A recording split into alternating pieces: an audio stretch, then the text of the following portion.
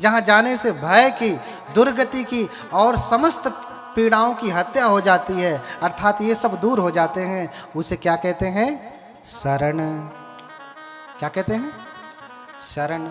जहां जाने से भय, दुर्गति और सभी प्रकार की बाधाओं से व्यक्ति मुक्त हो जाता है, उसे क्या कहते हैं?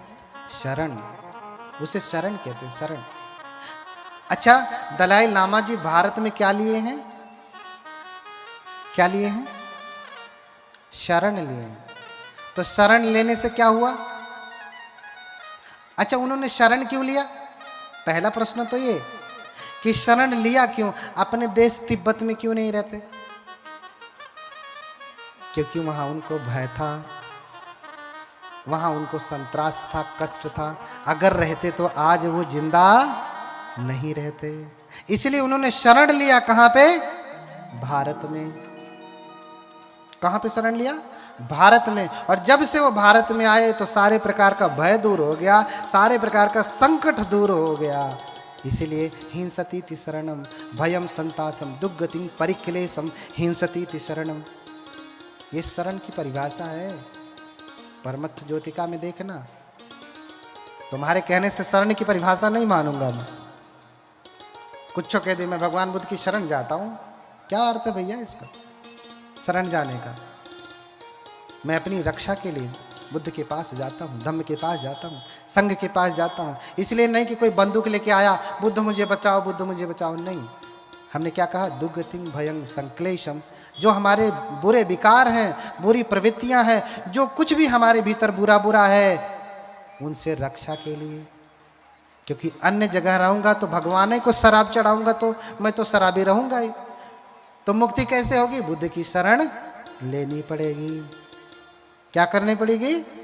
बुद्ध की शरण लेनी पड़ेगी। नहीं तो स्वामी पी पी करके आएंगे और फिर घर में बाजा बजाएंगे और फिर सुंदर नाद निकलेगा। आ क्यों?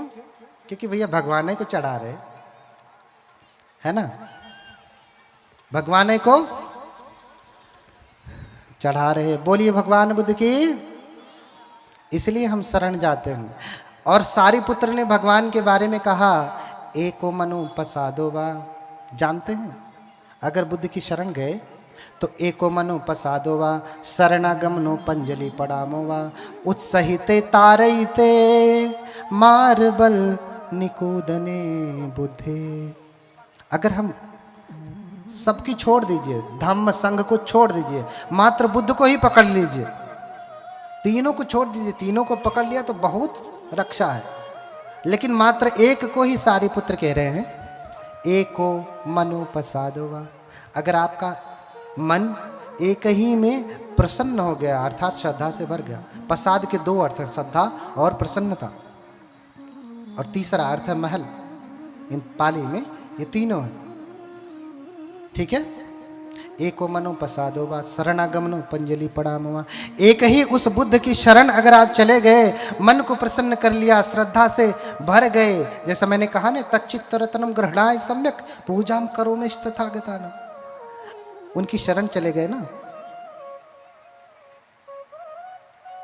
तो उत्साहिते तारईते मार्बल निकूदिने बुद्धे। तो कह रहे हैं कि इस शरण गमन के बल से, उनके प्रताप से, उत्सहिते तारईते मार्बल निकूदने बुद्धे। तो मार के बंधन को तोड़ करके आप क्या प्राप्त कर लेंगे? मुक्ति प्राप्त कर लेंगे। समस्त दुखों से मुक्ति हो जाएगी। इसलिए बुद्ध का नाम जपना इतना आसान थोड़ो नहीं, हाँ?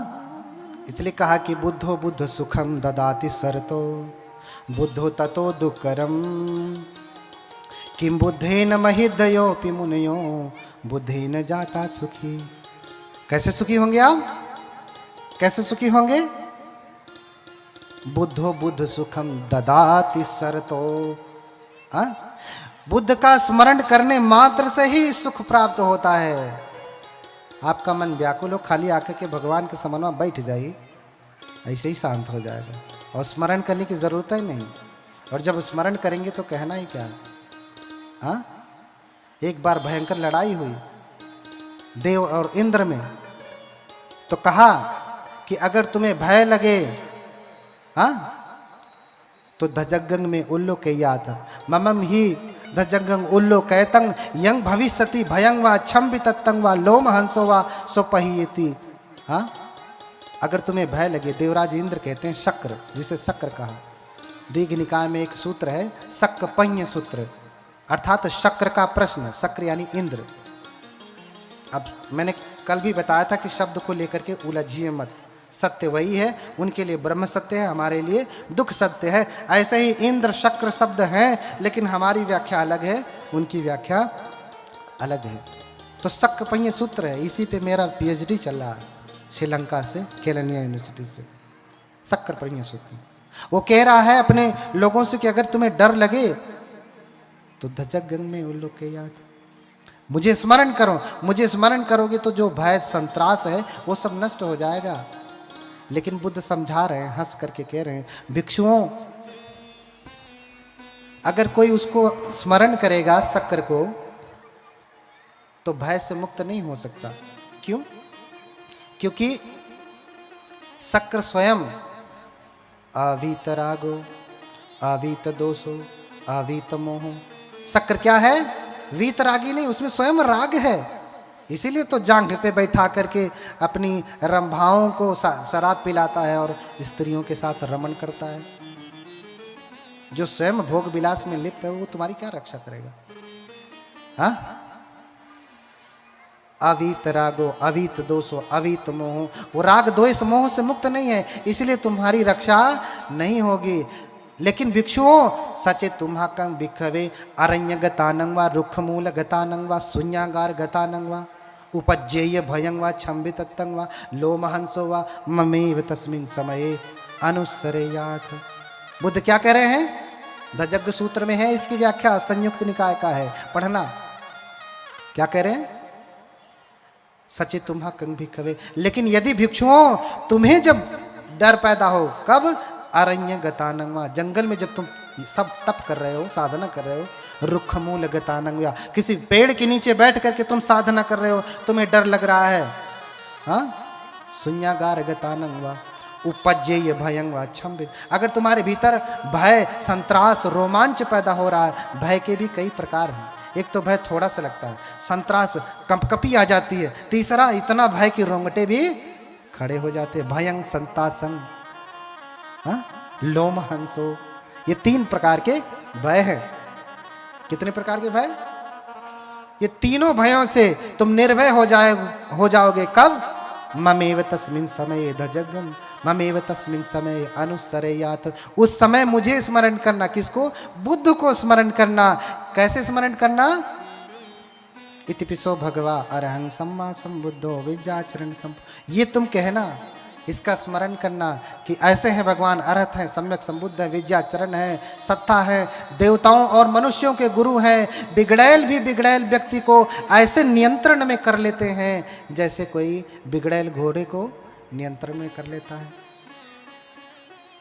बुद्धो भगवाति, बुद्ध है, भगवान है वो। नोचेमंग अनुसरयात अथ धम्मंग अनुसरयात। अगर बुद्ध को न स्मरण करना तो धर्म को स्मरण करना। स्वाखा तो भगवता धम्मो संदिष्टि को। अगर धर्म को नहीं, नोचे धम्मंग अनुसरयात अथ संघंग अनुसरयात, संघ को स्मरण करना, संघ को याद करना। एवं बुद्धं सरंतानं धम्मं संगं च भिक्खो भयं वा छम्भि तत्तं वा लोमहंसो वा हे सती। हाँ, तो इस प्रकार से बुद्ध का, अगर आपको डर लगता है ना तो क्या करना है? बुद्ध का स्मरण करना है। मैंने पहले ही कहा कि बुद्ध की कथा कोई हवा में ऐसे कोई बैठ करके लेखक नहीं लिख दिया है। ये ऐतिहासिक घटनाएं हैं, ये हुई हैं, इतिहास इसका प्रमाण है। और वहीं से मैं बोल रहा हूं, उन्हीं ग्रंथों से बोल रहा हूं जो छठ संगायन में बाबा साहब द्वारा अनुमोदित है, उन्हीं से बोल रहा हूं। इसलिए बुद्धो बुद्ध सुखं ददाति सरतो, बुद्ध का स्मरण करने से सुख होने लगता। जैसे ही बुद्ध का स्मरण करना शुरू किया, क्या पैदा होने लगता है? सुख पैदा होने लगता है। लेकिन बुद्धो ततो दुःखकरम, बुद्ध का स्मरण करना इतना आसान है क्या? कितने लोग करते रहे, बुद्ध को तो बहुत दिनों से मानते रहे, कभी स्मरण किया? किया क्या? इधर बैठे हैं आचार्य जी, कभी किया? दुनिया को ज्ञान देते फिरते हैं, कभी कराया बुद्ध का स्मरण? अब देख लेना, ऐसे ऐसे आचार्य ज्ञान देंगे तो न जाने क्या होगा।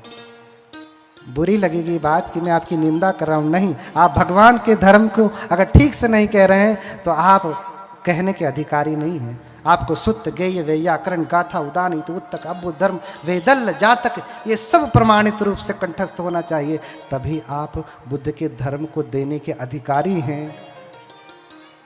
ऐसे थोड़ी नहीं नालंदा के भिक्षुओं को देख करके लोग दुबकी पूंछ हिला करके घर में घुस जाते थे। क्यों? क्योंकि वो त्रिपिटकाचार्य होते थे, धर्मज्ञ थे, अर्थज्ञ थे, कालज्ञ थे, परिसज्ञ थे, संग्राम जिन थे। ऐसे नहीं कि बस कपड़ा पहन लिया, 2 किताब पढ़ लिया और चले भैया बुद्ध का ज्ञान देने ना। भैया खेत बिगड़ने से अच्छा है कि खेतवा जैसे वैसे रहा था, क्यों दूसरा आई तो बढ़िया से खेती करी। गलत कह रहा हूं? फसल खराब करने से अच्छा है कि बो ही मत, कोई आएगा तो कम से कम अच्छे से खेती करेगा। हाँ, कभी भी बुद्ध की स्मृति कराते हैं ना? नहीं कराएंगे, इतना आसान नहीं है। बोलिए भगवान बुद्ध की। मैं जानता हूं मेरी बातें बहुत कड़वी हैं, तो मत बुरी लगे। मैं तो सच ही कहूंगा, झूठ थोड़ी ना बोलूंगा। झूठ बोलने के लिए बनते थोड़ी ना बना हूं। कम से कम जब तक धर्म कहूंगा तब तक तो गलती से भी झूठ नहीं बोलूंगा। इतना ऊंचा बैठाया का झूठ बोलने के लिए, वहीं बैठ करके बोल देता 2-4 तो झूठ। हाँ, बुद्ध होता तो दुष्करम, बुद्ध दुष्कर है बुद्ध का स्मरण करना। किम बुद्धेन महिधयोपि मुनयो, अरे बुद्ध से बड़ा शक्तिशाली कोई है क्या? बताओ। लोग कहते हैं कि बहुतों के पास पंख थे, उड़ करके दूसरे देश में चले गए। बुद्ध के पास तो तुम पंख भी नहीं मानते हो, फिर भी बुद्ध को लाइट ऑफ एशिया कहा जाता है। अरे वो तो तब कहा गया सैकड़ों वर्षों पहले, आज तो बुद्ध क्या है? लाइट ऑफ द वर्ल्ड है। किसी भी क्रिश्चियन के घर में भी जाके देखो तो बुद्ध मिलेंगे। और एक राज की बात बताता हूं, राज की। अब तो क्रिश्चियन पादरी बनने के लिए भी 2 विपश्यना शिविर बौद्धों का करना अनिवार्य हो गया, तभी वो पादरी बनेगा। हाँ, ये गोपनीय बात है। और तुम बुद्ध को इतना कमजोर समझते हो। किम बुद्धेन महिधयोपि मुनयो, हाँ, बुद्ध से बड़ा रिद्धिशाली सुपर नेचुरल पावर में कौन है? मैंने कहा ने ज्ञान प्राप्त हुआ और जा रहे हैं, भगवान नाविक से कहा कि मुझे जरा पार करा दो। बोला कि 10 कासार्पण लगेंगे। भगवान के पास कहाँ भौतिक संपदा है? बोले मेरे पास तो 10 कासार्पण नहीं है। तो बोले बैठो फिर इधर, मैं नहीं पार कराऊंगा। बोले ठीक है। भगवान फिर गंगा नदी के जल पर ऐसे चलते चलते गंगा नदी को पार कर गए, जैसे कोई जमीन पे चलता है। भगवान बुद्ध पानी पे चलते चलते चलते पार हो गए। मैंने बताया कि भगवान बुद्ध 4 बार श्रीलंका गए। कौन से फ्लाइट से गए बताओ? वहां का इतिहास लिख रहा है। महियंगमं नागदीपं कल्याणं पदलांचलम दिवागुहम दीघवापि चेतियं चंबुतिंगनं, ये स्थान है, जाकर के देखना। हाँ, बोलो भगवान बुद्ध की। किम बुद्धेन महिधयोपि मुनयो, बुद्धेन जाता सुखी, बुद्ध से ही सुखी होंगे, अन्यथा कटारी लेकर के दौड़ेंगे। धर्म की रक्षा कटारी से नहीं होती। इसका मतलब कि तुम्हारे धर्म में बल नहीं है, तुम कटारी दिखा रहे हो। कटारी की क्या जरूरत है? बुद्ध कभी कटारी लेके चलते हैं? न जाने कहां कहां तक बुद्ध चले गए। अंगुलीमाल के सामने जो 1999 की हत्या करने वाला है, उसके सामने बुद्ध कटारी लेके जाते हैं क्या? AK-47 राइफल ये वो लेके जाते हैं क्या? नहीं। बुद्ध की वाणी इतनी सामर्थ्यवान है, कटारी क्या करेगी उसकी? बुद्ध को कोई छू नहीं सकता। नालागिरी हाथी जब मारने के लिए आया, देवदत्त ने शराब पिला करके कहा, भेजा हाथी को।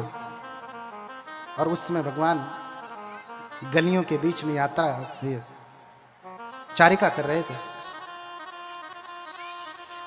सुबह का समय है, चारिका कर रहे हैं, भगवान जा रहे हैं। जाने के 2 ही रास्ते हैं, या तो इधर या तो इधर। तो इधर से आ रहे हैं फिर इधर से हाथी छोड़ दिया। अब निकलने के रास्ते किधर हैं? पीछे के ही। आगे हाथी आ जाएगा तो मार डालेगा। हाँ, भयंकर हाथी। शराब पिला दिया उसे इतना कि वो पागल हो गया। चिंगाड़ करता हुआ आया मारने के लिए श्रमण गौतम को। सभी नगर के वासी, अरे श्रमण गौतम भाग जाओ, भाग जाओ, भगवान भाग जाओ, ये हाथी पागल है, मार डालेगा, कुचल डालेगा। भगवान के साथ बनते आनंद है। कहते भगवान वापस चलिए, नहीं तो ये हाथी कुचल देगा। भगवान कहते आनंद, तथागत की अकाल मृत्यु नहीं हुआ करती। क्या कहते? आनंद, तथागत की, वो नहीं कहते मेरी, क्या कहते? तथागत की, यानी जितने भी तथागत बुद्ध हुए हैं, तथागत की अकाल मृत्यु नहीं होती। हाँ, ना परम मरणम अकालो खो आनंद। आनंद बुद्धों का, तथागतों का अकाल धरती से जाना संभव नहीं।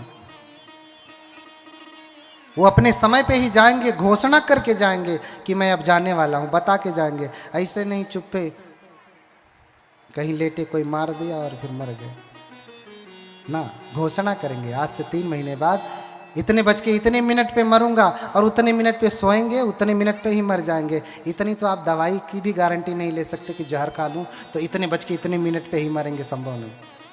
हाँ, लेकिन बुद्धों में वो अपने शरीर को तभी त्यागते हैं जब वो चाहते हैं, मनोमय है।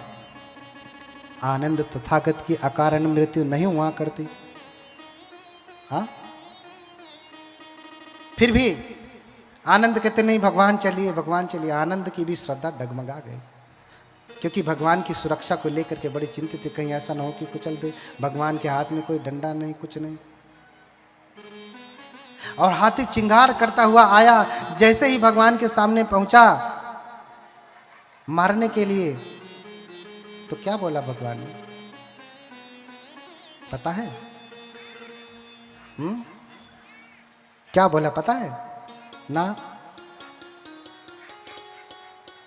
हाँ, बोलिए भगवान बुद्ध की। हाँ, माही कुंजरो नागमास दो, दुखं ही कुंदरो नागमास दो। नहीं नाग हतस कुंजर सुगतिं होती इतो परस।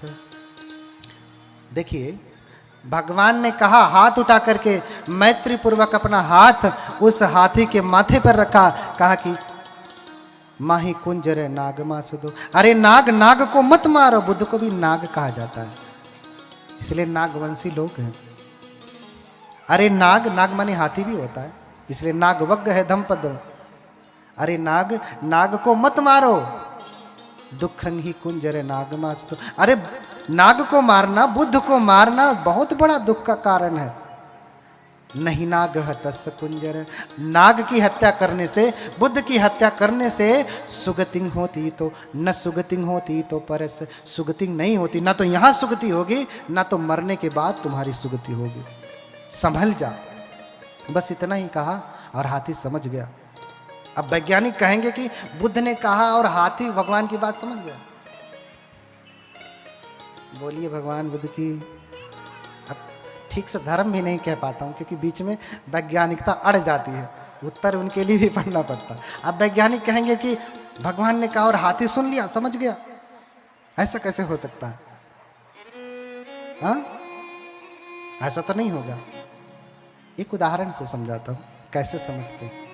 बुद्धों का कितना सामर्थ्य है। किम बुद्धेन महिधयोपि मुनियो। मैं ऐसा कह रहा हूं तो हवा में नहीं कह रहा हूं। आप चूलनिका धातु सूत्र पढ़िए, अंगुत्तर निकाय का चूलनिका सूत्र पढ़िए उसको। बुद्ध का कितना सामर्थ्य है। बुद्ध जहां चाहे अपनी आवाज को पहुंचा सकते हैं, जिस भाषा में चाहे उस भाषा में पहुंचा सकते हैं। हाँ, बहुत समय पहले इधर महाराष्ट्र में एक बूढ़ा व्यक्ति, उसको पता चला कि अरहत नहीं हुआ। किसी ने कहा कि जाओ भगवान के पास, उस श्रावस्ती में है। भागा भागा आता है। महाराष्ट्र का व्यक्ति पाली तो बोलेगा नहीं ना। हाँ, उस समय 6 भाषाएं थी बुद्ध के समय में। बुद्ध पाली बोलते थे। जैसे हम आज यहाँ हिंदी बोलते, महाराष्ट्र में जाएंगे मराठी बोलते हैं।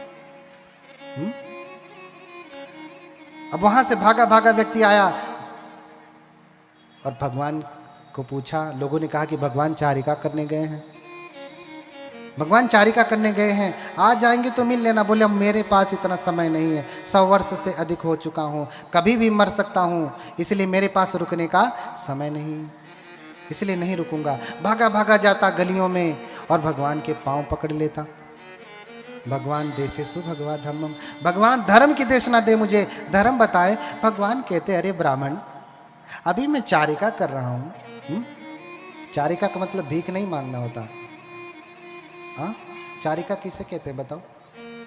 बहुत लोग चारिका करवा रहे हैं, जरा उनसे पूछना चारिका की परिभाषा क्या है।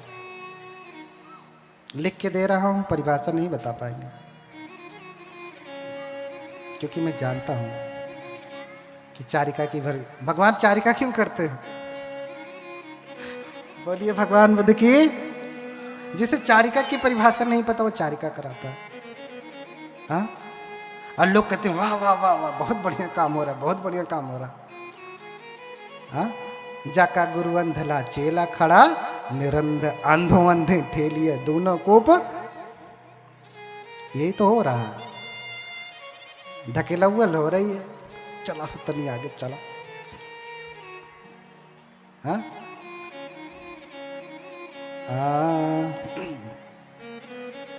क्यों भगवान चारिका करते हैं? हाँ, एक स्थान से दूसरे स्थान भगवान क्यों जाते हैं? क्या भगवान को भोजन नहीं मिलता? हाँ, भगवान को भोजन नहीं मिलता?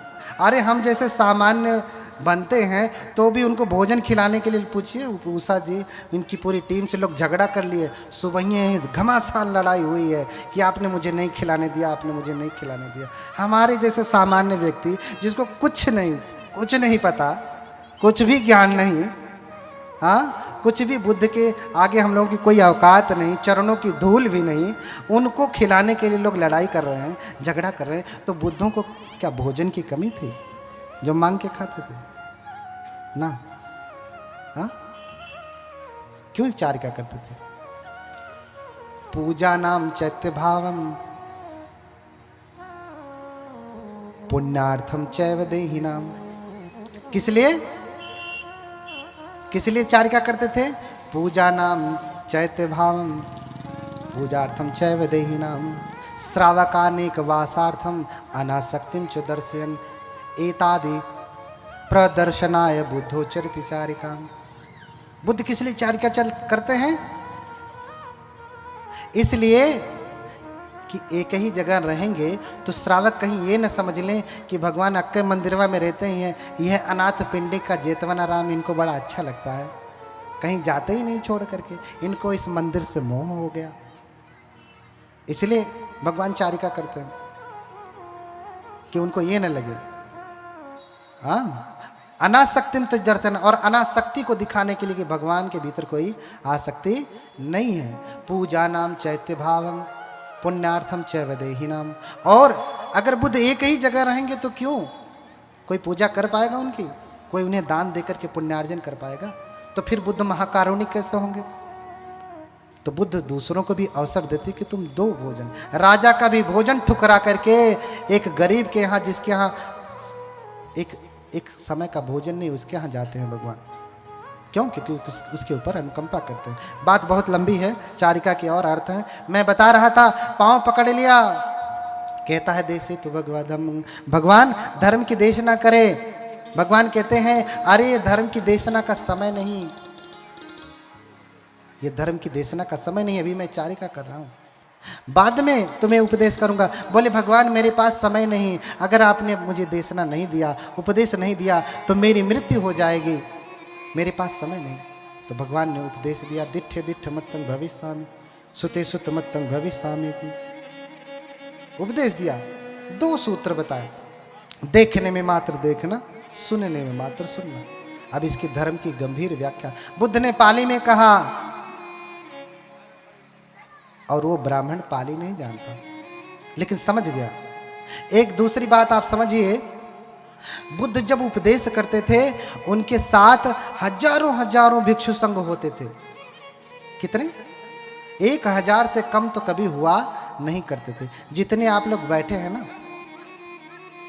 जितने आप लोग बैठे हैं ना, उनसे ज्यादा तो भगवान के भिक्षु हमेशा साथ में रहते थे, आपसे ज्यादा। और भगवान को सुनने के लिए हर दिन शाम को राजा महाराजा गृहपति सब लोग आते थे, हजारों हजारों की संख्या हो जाती थी। भगवान उपदेश करते थे तो जितना पहला वाला सुनता था उतना अंत वाला भी सुनता था। बताइए, क्या भगवान माइक लगा के बोलते थे? ये था आहूजा वाला, कौन दूसरे कंपनी का रहा? ये था क्या? नहीं था। लेकिन जितना आगे वाला सुनता था उतना ही पीछे वाला। तो माइक नहीं था तो इसका मतलब क्या? आगे वाला सुन लिया, पीछे वाले ऐसे चुपचाप मच्छर मारते थे? नहीं ना, वो भी सुनते थे, वो भी। अब बुद्ध चिल्ला के भी नहीं कहते अरे सुनो